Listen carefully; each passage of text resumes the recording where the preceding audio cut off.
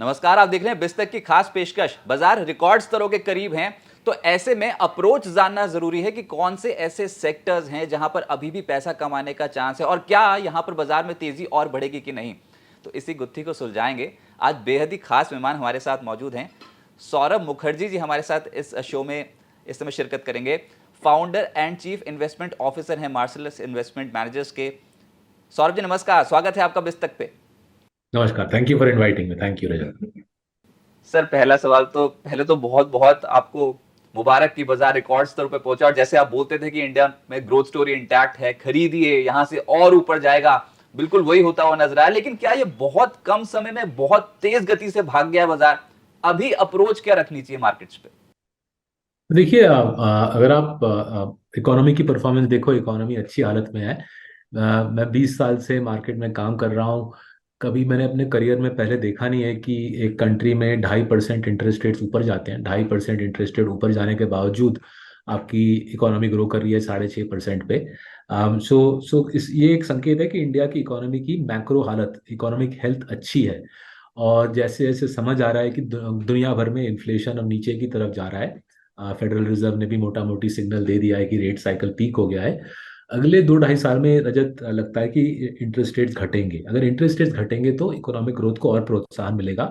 और मेरे को इसलिए कुछ मार्केट लेवल उतनी कुछ चिंता नहीं हो रही। जाहिर है किसी भी बुल मार्केट में कुछ ओवर वैल्यूड स्टॉक्स होंगे। वो इस बुल मार्केट में भी है, बट ओवरऑल मार्केट में मेरे को ऐसा नहीं लग रहा है कि कुछ बहुत अनहेल्थी रैली हुई है। हम कुछ विदेशियों के लिए पैसा मैनेज करते हैं, कुछ एफआईआईज के लिए पैसा मैनेज करते हैं। उनसे जब शाम को बात होती है, हर रोज शाम को विदेशियों से बात होती है, लगता है कि एक ह्यूज एक्साइटमेंट है यूएसए में, स्पेशली यूएसए में, नॉर्थ अमेरिका में एक्साइटमेंट है कि इंडिया में दबा के पैसा लगाया जाए। चाइना में विदेशियों ने चाइना में कुछ खास कमाया नहीं लास्ट दशक में। 3.5 ट्रिलियन निवेश किया है यूरोपियन और अमेरिकन लोगों ने चाइना में। केवल 3% रिटर्न मिली है चाइना से। इसके मुकाबले इंडिया में विदेशों के निवेश केवल 0.6 ट्रिलियन है। और इंडियन मार्केट ने इनको लास्ट 10 साल में 14% कमा के दिया है। तो विदेशी मुद्रा भयंकर तरीके से मेरे ख्याल से इंडिया में अगले 2-3 साल में आएगी। जैसे हम पहले बात कर चुके हैं, डोमेस्टिक हाउस होल्ड हमारे देश के लोकल निवेशक अपना फाइनेंशियलाइजेशन कर रहे हैं, फ्लैट और जमीन और सोना कम खरीद रहे हैं, मार्केट में ज़्यादा आ रहे हैं। सो सारे संकेत हैं कि इकोनॉमिक ग्रोथ के साथ साथ मार्केट की भी कंपाउंडिंग जारी रहेगी। अच्छा सर, ये लेकिन आपने ब्याज दरों में कम होने के सिलसिले की बात की। अभी ये यूएस फेड की जो पॉलिसी आई है उसमें तो उनके चेयरमैन कह रहे हैं, यूएस फेड चेयरमैन, की अभी मंदी नहीं आएगी, लेकिन ब्याज दरों की यहाँ से अभी इस साल तो भूल जाओ कि ब्याज दरें यहाँ से कम होंगी। आप इस इंटरेस्ट पॉलिसी को कैसे देखते हो? अमेरिकन मार्केट्स तो ताबड़तोड़ चल रहे हैं, उसका इम्पैक्ट इंडियन मार्केट्स पे क्या देखने को मिलेगा? तो देखिए, जब कोई कुछ बोलता है, जो भी वो प्रमोटर हो या फेडरल रिजर्व का चेयरमैन हो, बोलने पे थोड़ा कम ध्यान देना चाहिए, उनके एक्शंस पे ज़्यादा ध्यान देना चाहिए। तो अगर आप फेडरल रिजर्व का बॉन्ड मार्केट में बिहेवियर देखें, मार्च के मिडिल से फेडरल रिजर्व बॉन्ड मार्केट में बॉन्ड खरीद रहा है। जिससे अगर फेडरल रिजर्व बॉन्ड खरीदता है तो डॉलर की सप्लाई बढ़ती है। डॉलर की सप्लाई बढ़ रही है, लिक्विडिटी ग्लोबल मार्केट्स में बढ़ रही है मिडिल ऑफ मार्च से। और करीबन 2 से 2.5 ट्रिलियन डॉलर फेडरल रिजर्व ने लास्ट 5 महीने में बॉन्ड्स खरीदे हैं। उस मुताबिक लिक्विडिटी को बढ़ाया गया है, which is why rupee dollar stabilize हो गई थी। आपको याद होगा 2022 में रुपी गिरी, 72 से 82 गई, 72 टू द डॉलर से 82 गई as the Fed hiked. But जब जब से मार्च के महीने से, जब से फेड ने अपने उनके रिपो विंडो में बॉन्ड बाइंग शुरू किया है, जब से फेड ने बॉन्ड बाइंग शुरू किया है, डॉलर रुपी स्टेबलाइज हो गया है। और उसी के साथ साथ विदेशी मुद्रा इंडिया में भयंकर पैमाने पे आना शुरू हो गया है, $1 बिलियन अ वीक आ रहा है। सो रेट हाइक्स शायद इस साल ना हो, बट मेरे ख्याल से फेडरल रिजर्व का रवैया कि मनी सप्लाई बढ़ाते रहें, इकोनॉमी यूएस यूएस डॉलर की सप्लाई बढ़ाते रहे, वो रवैया मेरे ख्याल से फेडरल रिजर्व अपना के रहेगा। And that is all we need. जब तक रुपी डॉलर स्टेबल रहता है, विदेशी मुद्रा इंडिया में आती रहेगी। सर, ये तो बहुत अच्छी अच्छी तस्वीर दिखाई दे रही है इंडियन मार्केट की, लेकिन कुछ रिस्क फैक्टर्स तो होंगे। इस साल के लिए सबसे बड़ा रिस्क फैक्टर क्या है मार्केट में जिसके चलते करेक्शन आ सकती है? अपॉर्चुनिटी होगी गिरने की, लेकिन वो अपॉर्चुनिटी कैसे मिल सकती हाँ जी, तो दो दो चीज़ों पे आई थिंक इस साल नज़र रखना चाहिए। चाइना की इकोनॉमी लग रहा है कि काफ़ी बुरी तरह पिटी हुई है। एग्जैक्टली क्या हो रहा है, उनके जो प्रीमियर है जी, क्या कर रहे हैं ठीक हम लोग को समझ नहीं आ रहा, बट काफी कुछ हो रहा है जिससे उनकी इकोनॉमी का हालत काफी खराब हो रहा है, पिट रहा है। नाउ इसमें डेंजर क्या है कि जैसे जैसे चाइना कमजोर होती जाएगी, अगर इंडिया आगे बढ़ता रहा, चाइना छोड़ेगा नहीं इंडिया को, कुछ ना कुछ उल्टा सीधा करेगा। सो जियोपॉलिटिकल रिस्क हमारे देश के लिए, पॉलिटिकल जियोपॉलिटिकल रिस्क चाइना से थ्रेट मेरे ख्याल से बढ़ता रहेगा। और उसके बारे में हमारे आई एम श्योर हमारे जो आर्म्ड फोर्सेस हैं वो बिल्कुल सतर्क हैं इस मुद्दे पे। पर निवेशकों को भी थोड़ा समझना पड़ेगा कि जब एक चाइना जैसा इकोनॉमी टूटता है, बिखरता है, उसके आफ्टर इफेक्ट्स एंड स्पेशली उसके जियोपॉलिटिकल आफ्टर इफेक्ट्स हमारे ऊपर आएंगे। तो इसको एक समझ के इसके साथ कुछ रिस्क मैनेजमेंट निवेशकों को करना पड़ेगा। अ, दूसरा मुद्दा जो मेरे ख्याल से रिलेटेड है इस पॉइंट के साथ, चाइना और यूएस का जो जो टक्कर है, वो भी मेरे ख्याल से और मोमेंटम गेन करेगा। राइट, हम लोग लास्ट 2-3 साल देख चुके हैं कि सेमीकंडक्टर्स की शॉर्टेज, चाइना से जो सेमीकंडक्टर्स इंडिया आते थे वो उसकी घड़ी घड़ी शॉर्टेज हो जाती है। इनफैक्ट आज सुबह ही, मेरी गाड़ी का जो ऑटोमेटिक डोर ओपनिंग का जो बटन है वो दब गया, वो चल नहीं रहा ना, उसके अंदर एक छोटा सा चिप है। मैं मैकेनिक से रिपेयर कराने गया, वो बोला 15 दिन का वेटिंग लिस्ट है फॉर दैट चिप। राइट, साधारण सा चिप है गाड़ी के डोर को खोलने के लिए, वहां पे भी ऑलरेडी बैकलॉग बन रहा है। सो जैसे जैसे यूएस और चाइना की टक्कर और बढ़ती है, अलग अलग ग्लोबल सप्लाई चेन पे आफ्टर शॉक्स आएंगे। सो ये जो पूरा जियोपॉलिटिकल माहौल है, इससे थोड़ा सावधान रहना पड़ेगा। कुछ इससे मौके आ रहे हैं, चाइना प्लस वन का अपॉर्चुनिटी आ रहा है। हम लोग स्पेशलिटी केमिकल्स में कमाने की चेष्टा कर रहे हैं, मार्सेलस में चाइना प्लस वन बढ़िया मौका दे रहा है। सो मौके जो दे रहे हैं वो ऑब्वियस हैं, हम लोग फायदा उठाने की कोशिश कर रहे हैं। बट इसके डाउन साइड्स भी आएंगे, थोड़ा सा सोच समझ के चलना पड़ेगा। इतना बड़ा हाथी जब गिरता है, काफी इश्यूज खड़े थे, वो थोड़ा समझना पड़ेगा। तो फिर मतलब खुराफात तो चाइना ही करेगा जब भी करेगा, तो वो एक इस साल एक ओवरहैंग रह सकता है। ये कुछ जो इलेक्शन एक माहौल बनता चला जा रहा है इलेक्शन से पहले, उसका भी कुछ इम्पैक्ट पड़ सकता है क्या स्टॉक मार्केट पे? तो ये हमारे देश में पुरानी आदत है, इलेक्शन को लेकर बहुत उछल कूद करना। मेरे ख्याल से निवेशकों के लिए honestly much ado about nothing होता है। 2004 में मार्केट निराश हुई कि इंडिया हार गई, फिर उसके बाद बुल मार्केट हुआ। 2009 में मार्केट को खुशी हुई कि यूपीए जीत गई, फिर मार्केट को समझ आया कि प्रॉब्लम्स हैं, इश्यूज हैं, करप्शन के पंगे हैं। सो सो आई एम श्योर बहुत सारे दिग्गज पॉलिटिकल एनालिस्ट, सेफोलॉजिस्ट बहुत बड़ी बड़ी बातें करेंगे अब से लेके अगले मई तक, एंड आई एम श्योर उनके बातों में बहुत दम होगा। बट निवेशकों के लिए कितनी अहमियत रखता है ये चीज़, मेरे को थोड़ा इसके बारे में थोड़ा सा डाउट है। एंड इसलिए मैं ये नहीं डिनाई कर रहा कि स्टॉक प्राइस ऊपर नीचे जाएंगे अभी से लेके अगले मई तक, बेसिस इलेक्शन रिजल्ट्स। बट कितना फंडामेंटली लॉन्ग टर्म इम्पोर्टेंस है इन चीज़ों का, थोड़ा सा मेरे को डाउट है। ये जो Q1 अभी रिजल्ट सीजन निकला है जो अभी चल रहा है, तो उसमें आपने अभी तक किन कंपनियों के नतीजों को बेहतर पाया? कहाँ पर आपको अभी ग्रोथ दिखती है आने वाले समय के लिए भी? देखिए, अगर हम हमारे पोर्टफोलियो को दे ले तो हमारे पोर्टफोलियो में जैसे HDFC bank, Kotak bank, Bajaj finance, जो लेंडर्स हैं, एक्सिस बैंक, आईसीआईसीआई बैंक, ये सारे हमारे पोर्टफोलियो के स्टॉक्स हैं। मेरा खुद का निवेश है, मेरे माँ बाप का निवेश है इनमें, और हमारे 10,000 क्लाइंट्स का निवेश है। सो लेंडर्स की जाहिर है तोड़फोड़ रिजल्ट्स आ रहे हैं, एज यूड एक्सपेक्ट। इकोनॉमी अच्छी पोजीशन में है, लोन ऑफ टेक आ रही है, एनपीए सिचुएशन सहमी हुई है, जाहिर है, एंड लेंडर्स की हालत अच्छी है। दूसरा जो मेरे को सेक्टर जो मेरे को पॉजिटिवली सरप्राइज किया, I had expected IT services and specifically हमारा जो टीसीएस में इन्वेस्टमेंट है, I had expected that to do nicely. But मेरे को भी थोड़ा ताज्जुब हुआ कि टीसीएस ने फिर से ऐलान किया कि $10 बिलियन के डील विंस आए। जस्ट गोज टू शो कितना दम है इस कंपनी में। पिछले क्वार्टर में $10 बिलियन के डील विंस थे, इस क्वार्टर में $10 बिलियन की डील विंस है। किस प्रकार से ये विशाल आईटी सर्विसेज कंपनी परफॉर्म करता है ग्लोबल ग्लोबल वीकनेस के दौरान, कमाल की चीज है मेरे ख्याल से। थोड़ा ब्रॉडर आईटी कम्युनिटी ने थोड़े से डाउनबीट गाइडेंस दिया है, बट ओवरऑल मेरे ख्याल से Indian IT services has dealt with the western slow down really really well. और तीसरा सेक्टर जहाँ पे मैं ऑप्टिमिस्टिक हूँ, अभी तक रिजल्ट्स आए नहीं है, बट हम ऑप्टिमिस्टिक है कि यूएस में काफी काफी सारा खबर आया है यूएस से लास्ट 6 महीने में कि फार्मा की शॉर्टेजेस बन रही है, दवाई की शॉर्टेज बन रही है यूएस में। क्रिटिकल दवाई, कैंसर की दवाई, कॉन्ट्रास्ट मीडिया, तो वो जो फार्मा की शॉर्टेज है, मेरे को उम्मीद है कि इंडिया में जो हमारे सप्लायर्स हैं, इंडिया में जो सप्लायर्स हैं, जैसे कि हमारे पोर्टफोलियो में डिवीज लैब है, हमारी उम्मीद है कि इन कंपनीज को फायदा रहेगा because of the drug shortages in America. So देखते हैं रिजल्ट्स कैसा आता है डिवीज का। डिवीज में हमारा काफी लार्ज पोजीशन है। ऑप्टिमिस्टिक है कि कमेंट्री में समझाएंगे किस प्रकार से यूएस ड्रग शॉर्टेजेस से डिवीज को अपॉर्चुनिटी मिल रही है। एक जो ब्रॉडर थोड़ा सा वीकनेस जो दिख रहा है, which मेरे ख्याल से नेचुरल है, कंजम्पशन थोड़ी सॉफ्ट है।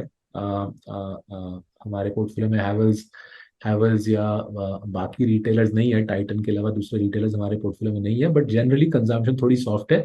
एंड उसमें कुछ कुछ खास ताज्जुब की बात नहीं है। अगर इंटरेस्ट रेट्स 2.5% ऊपर गए हैं और कुछ खास जॉब क्रिएशन लास्ट एक आध साल में हुई नहीं है, तो जाहिर है कंजम्पशन में थोड़ी सी सॉफ्टनेस आनी भी चाहिए। सो ये मेरे ख्याल से शॉर्ट लिव्ड रहेगा, शायद एक दो क्वार्टर और कंजम्पशन में थोड़ी सी कमजोरी दिखेगी। उसके बाद मेरे ख्याल से अगले साल फिर से कंजम्पशन में एक रिकवरी नजर आएगी।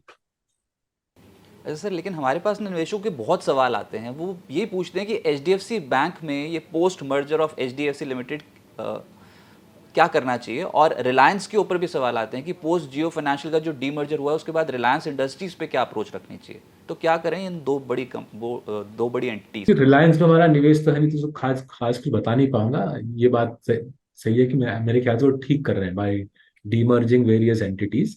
आई थिंक रिलायंस के की मैनेजमेंट सटीक स्टेप ले रही है। बट क्या वो स्टॉक्स लेने चाहिए नहीं लेने चाहिए, उसके बारे में हमारे पास कुछ खास ओपिनियन देना वाजिब नहीं होगा। हमने कभी निवेश किया नहीं उनमें।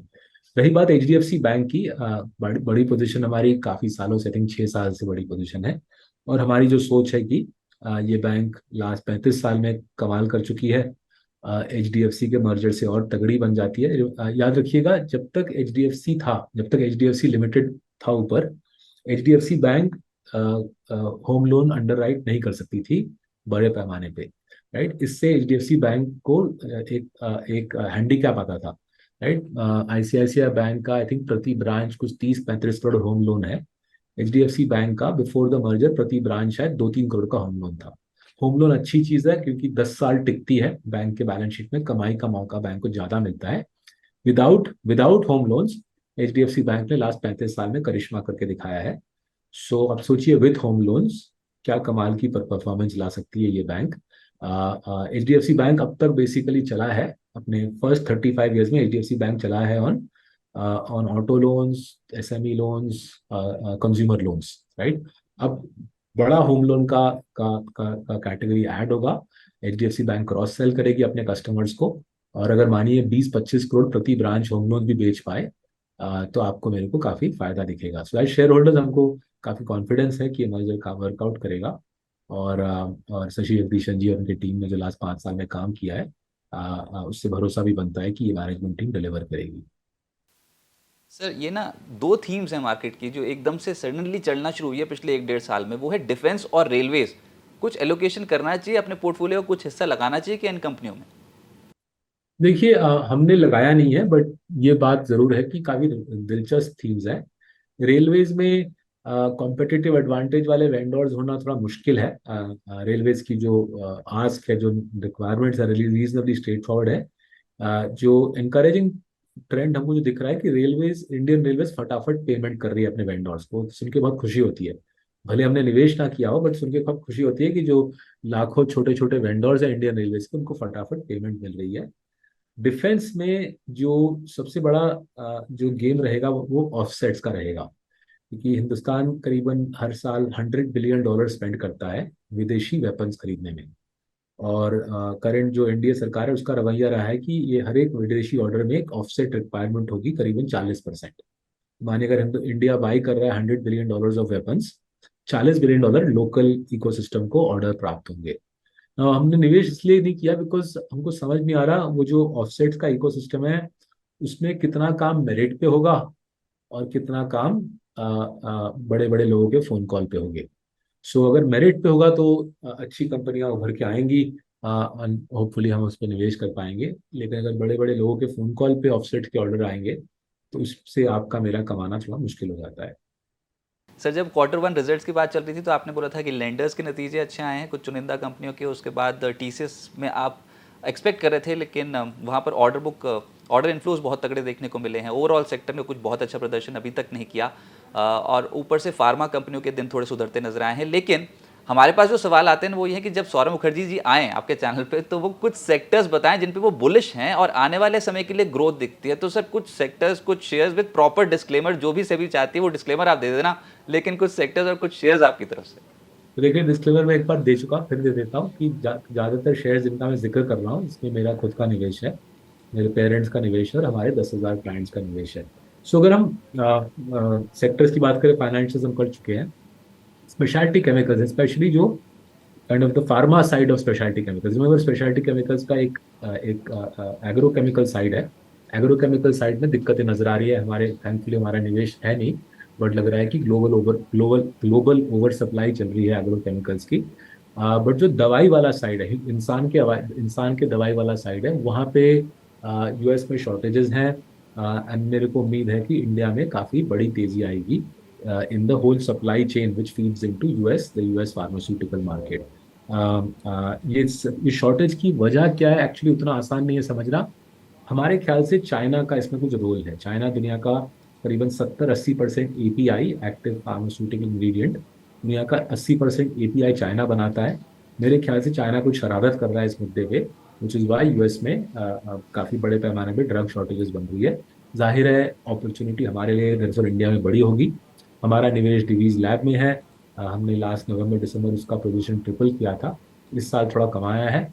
उम्मीद रखते हैं कि और कमाने का मौका मिलेगा डिवीज लैब में। बट सोचिए, डिवीज लैब के नीचे अल्काइल अमीन्स है। अल्काइल अमीन्स डिवीज को सप्लाई करता है, डिवीज यूएस को सप्लाई करता है। सिमिलरली जीएमएम फॉडलर सिरामिक की कटोरियां बनाता है, अल्काइल के लिए भी, डिवीज के लिए भी, और दुनिया भर में 55% मार्केट शेयर रखता है ग्लास लाइन रिएक्टर्स में। सो ये पूरा इकोसिस्टम हमारे ख्याल से काफी दिलचस्प है। फार्मा एंसिलरीज, फार्मा इंटरमीडिएट्स, पूरा इकोसिस्टम काफी प्रॉस्पर करेगा। बड़ा खेल है यहाँ पे अगले अगले 10 साल में। और तीसरा सेक्टर जहाँ पे आई थिंक एक नई शुरुआत हो रही है इंडिया में, is this whole electronic manufactured services. अभी तक हमने निवेश किया नहीं है, बट ये पूरा iPhone, iPad, AirPods, medical equipment, washing machine, AC बनाने का जो इंडस्ट्री है, ये मेरे ख्याल से अगले 3-4 साल में 200 बिलियन डॉलर का इंडस्ट्री बन जाएगा। अ, करीबन आधे 6-8 प्लेयर्स लिस्टेड हैं यहाँ पे। 6-8 प्लेयर्स लिस्टेड हैं जो अलग अलग प्रकार के इलेक्ट्रॉनिक प्रोडक्ट्स बनाते हैं। चेन्नई के आसपास और बेंगलुरु के आसपास, होसूर के आसपास और चेन्नई के आसपास ये इंडस्ट्री खड़ी हो रही है। एंड फैक्ट्री विजिट से हमको लग रहा है कि जबरदस्त इकोनॉमिक एक्टिविटी यहाँ पे अगले 3-4 सालों में देखने को मिलेगी। तो ये जो ऑटोज़ में तेज़ी देखने को मिली इस साल, Tata Motors, Bajaj auto, FMCG में आईटीसी, ये क्या अभी भी शेयर्स कुछ ऐसे टॉप बेट्स रहेंगे इंस्टीट्यूशंस के? देखिए, ऑटो सेक्टर में रिकवरी तो अच्छी आई है, इसकी कोई दो राय नहीं है। जस्ट दैट ऑटो सेक्टर में क्या है कि कॉम्पिटिटिव एडवांटेज वाले प्लेयर्स कुछ खास है नहीं इंडिया में। हमारे पास हमारे पोर्टफोलियो में रॉयल एनफील्ड है, मतलब आइशर मोटर्स है। आइशर मोटर्स प्रीमियम बाइक्स में अच्छी कॉम्पिटिटिव एडवांटेज रखता है। उसके अलावा जो बाकी हमारे देश में टू व्हीलर्स वाले हों या गाड़ी या ट्रक वाले हों, कुछ खास कॉम्पिटिटिव एडवांटेज नहीं है। तो क्या होता है, तेजी में कमाते हैं, मंदी में गंवाते हैं, और 10 साल में आपको कुछ खास रिटर्न ऑन कैपिटल देखने को मिलता नहीं है। तो कंपाउंडिंग 12-13% की आती है, तो उसमें कुछ मजा नहीं आता। अगर अगर इंडिया में ऑटो ओईएम्स ऐसे आने लगे जिनके पास कॉम्पिटिटिव एडवांटेज है, तो बिल्कुल देखना चाहिए और उनमें मंदी में निवेश करना चाहिए। ऑटो में हमेशा मंदी में निवेश करना चाहिए, तेजी में ज्यादा, मतलब जब बहुत अच्छे नंबर आ रहे हैं ऑटो के, ज्यादा निवेश करके कमाना मुश्किल रहता है। न्यू एज कंपनीज पे है कुछ मौका? चलने तो लग गए जोमेटो, पेटीएम, पीबी फिनटेक जैसे शेयर्स, दिन सुधर सकते हैं क्या सर? क्योंकि हमारे राइजिंग जायंट्स पोर्टफोलियो में इन्फो एज है, तो इन्फो एज ने बहुत साल पहले, 10-12 साल पहले निवेश किया था कुछ इन कंपनीज में। एंड संजीव बिखचंदानी जी, हितेश ओबेरॉय जी, उन्होंने कमाल का काम किया है लास्ट दशक में in investing as venture capitalist in startups. तो इस इन दिग्गजों के साथ हम जुड़े हैं by investing in Info Edge. उनके नेटवर्क्स, उनके उनके जजमेंट का फायदा उठा रहे हैं। I don't think stock market में कुछ खास हमको दिख रहा है न्यू एज में, जिसको लेके देख के लग रहा है कि कमाल का बिजनेस मॉडल है, बहुत रोबस्ट बहुत दमदार बिजनेस मॉडल है। इस प्रकार के न्यू एज कंपनीज अब तक मेरे को कुछ खास लिस्टेड मार्केट में दिखे नहीं है, उनकी corporate governance, capital allocation, competitive advantages तगड़ी हो। सर आपकी बात सुन के बहुत कॉन्फिडेंस आता है निवेशकों को, तो मौजूदा स्तरों पे मैं फिर से पूछ रहा हूँ जो मैंने शो के स्टार्ट में पूछा था कि क्या अभी बहुत बेहतरीन मौका है, इंडिया की ग्रोथ स्टोरी तगड़ी चलने वाली है, और अभी अगर कोई करेक्शन आ भी गया तो कितना मैक्सिमम डाउनसाइड आप देख रहे हो, और क्या वहाँ पर दोबारा से एलोकेशन करना चाहिए?